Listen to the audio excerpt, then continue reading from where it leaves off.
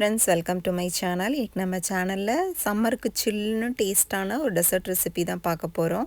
வாங்க எப்படி பண்ணுறதுன்னு பார்க்கலாம். அதுக்கு 2 ஆப்பிள், 1 மாதுளம்பழம், 1/4 கிலோ திராட்சை, 5 வாழைப்பழம். 5 வாழைப்பழம் இருக்குது, 3 வாழைப்பழம் தான் யூஸ் பண்ண போகிறேன். பவுடர்ட் சுகர், கொஞ்சம் முந்திரி, கொஞ்சம் பாதாம் கட் பண்ணி எடுத்துருக்கேன். பாதாமை கட் பண்ணி எடுத்திருக்கேன். முந்திரி அப்படியே உடச்சி எடுத்திருக்கேன். 3 டப்பா சின்ன டப்பா ஃப்ரெஷ் க்ரீம் எடுத்திருக்கேன். இது ஒரு டப்பா 250 மில்லிலிட்ரு 750 மில்லிலிட்ரு க்ரீம் வாங்கியிருக்கேன். நாங்கள் பக்கத்தில் இருக்கிற கடையில் தான் வாங்கினதுனால எனக்கு பெரிய டப்பா கிடைக்கல, அதனால தான் சின்ன டப்பா வாங்கியிருக்கேன்.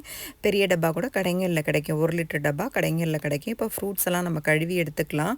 இந்த கிரேப்ஸில் வந்து இந்த பூச்சி மருந்து, பூச்சிக்கொல்லி நிறைய தெளிப்பாங்கன்னு சொல்லுவாங்க. அதனால கல்லுப்பு போட்டு தண்ணியில் போட்டு ஒரு 10 நிமிஷம் வச்சுட்டு எடுத்துக்கலாம். இப்போ ஆப்பிள்லாம் கழுவி எடுத்தாச்சு. இப்போ கட் பண்ணிக்கலாம். இந்த பழங்கள் தான் போடணுமா அப்படின்னு கேட்டால் நீங்கள் எந்த பழங்கள் வேணால் போட்டுக்கலாம். ஆனால் சில பழங்கள் இருக்கும் இல்லையா, நம்ம இதில் பாலோடு சேர்த்து சாப்பிடக்கூடாது, வயிற்றுக்கு ஒத்துக்காது அப்படின்னு சில பழங்கள் இருக்கும்ல, அந்த மாதிரி இருக்கிற பழங்களை அவாய்ட் பண்ணிக்கோங்க. அதர்வைஸ் நீங்கள் எல்லா பழங்களும் போட்டுக்கலாம். அந்த நடுவில் இருக்கிற காம்பு, சீடு இதெல்லாம் எடுத்துக்கலாம். எடுத்துட்டு தோல் உங்களுக்கு வேணும்னா தோலோடு போட்டுக்கலாம். இப்போ குழந்தைங்க சில வீட்டில் தோலோடு சாப்பிட மாட்டாங்க அப்படின்னா நீங்கள் தோல் சீவிட்டு அப்புறம் ஆப்பிள் கட் போட்டுக்கலாம். அப்புறம் இன்னொன்று என்னென்னா, பைனாப்பிள் வந்து போடாதீங்க. பைனாப்பிள் போட்டால் என்னமோ கசக்குதுங்க. இது நான் ஃபஸ்ட் டைம் செய்யும் போதெல்லாம் பைனாப்பிள் போட்டேன், கசப்பாக இருந்தது. அப்போனா பைனாப்பிள் தான் கசக்குது போல இருக்குது அப்படின்னு நினச்சிட்டு இருந்தேன். அடுத்தடுத்து நான் அப்புறம் அடிக்கடி செய்யும் போதெல்லாம் நான் ஒரு வாட்டியும் பைனாப்பிள் போட்டு டெஸ்ட் பண்ணி பார்த்தேன். இந்த வாட்டி பைனாப்பிள் போட்டு பார்க்கலான்னு எல்லா வாட்டியுமே பைனாப்பிள் போட்டால் கசக்குதுங்க. இதில் ஃப்ரெஷ் க்ரீமில் இதில் வந்து இந்த டெசர்ட்டில் வந்து பைனாப்பிள் போட்டால் கசப்பாக இருக்குது. பைனாப்பிள் போடாதீங்க. ஒரு பெரிய பவுலில் போட்டுக்கலாம். அப்போ தான் நம்ம கலக்கிறதுக்கு எல்லா ஃப்ரூட்டும் போட்டு கலக்கிறதுக்கு சௌரியமாக இருக்கும். அதனால் ஒரு பெரிய பவுலில் போட்டுக்கிறேன். இப்போ 3 வாழைப்பழம் எடுத்திருக்கேன். வாழைப்பழத்தை கட் பண்ணிக்கலாம்.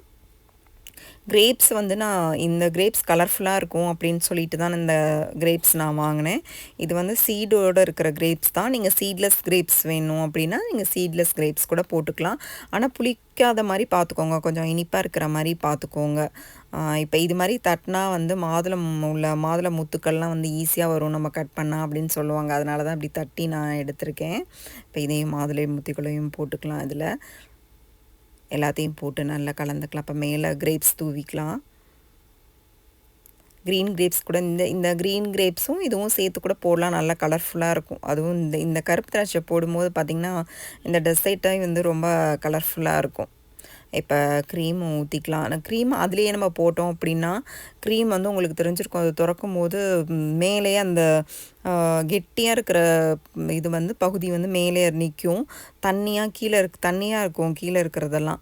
அதனால் வந்து நம்ம இப்போ ஒரு பவுலில் எடுத்து போட்டு நம்ம கலந்து போட்டோம்னா, நம்ம இப்படியே இதில் ஃப்ரூட்டில் ஊற்றினோம் அப்படின்னு சொன்னால் ஒரு சைடு கெட்டியாக இருக்கும், ஒரு சைடு தண்ணியாக இருக்கிற மாதிரி இருக்கும். கலக்கிறது கஷ்டமாக இருக்கும். அதனால் நம்ம இதை வந்து ஒரு தனியாக ஒரு பவுலில் கலந்துட்டு இப்போ பாருங்களேன், தண்ணியாக இருக்குது, நடுவில் இருக்கிறதா இது மட்டும் கெட்டியாக இருக்குது. கொஞ்சம் பெரிய பவுலாக எடுத்துருக்கலாமோ. சரி, இப்போ இதில் சர்க்கரை போட்டுப்போம். சர்க்கரை உங்கள் விருப்பத்துக்கு, உங்கள் டேஸ்ட்டுக்கு தகுந்த மாதிரி போட்டுக்கோங்க. ஃபஸ்ட்டு கொஞ்சம் கம்மியாகவே போட்டுக்கலாம். பத்தலைன்னா நம்ம பவுடர் பண்ணி தான் வச்சுருக்கோம். அதனால் பத்தலைன்னா அதுக்கப்புறமா கூட போட்டுக்கலாம். ரொம்ப ஜாஸ்தியாச்சுன்னா அப்புறம் நல்லா இருக்காது. அப்போ போட்டு கலந்தாச்சு. ஏலக்காய் பொடி கொஞ்சம் போட்டுக்கலாம். ஏலக்காய் பொடி உங்கள் விருப்பம் தான், நீங்கள் ஆப்ஷனல் தான். ஏலக்காய் பொடி உங்களுக்கு ஏலக்காய் வாசனை பிடிக்காது அப்படின்னா நீங்கள் அதை ஸ்கிப் பண்ணிக்கலாம். இப்போ நல்லா கலந்தாச்சு. இதை வந்து நம்ம அந்த இது மேலே ஃப்ரூட்ஸ்லாம் போட்டு வச்சுருக்கோம்ல, அந்த பவுலில் அப்படியே ஊற்ற வேண்டியது தான்.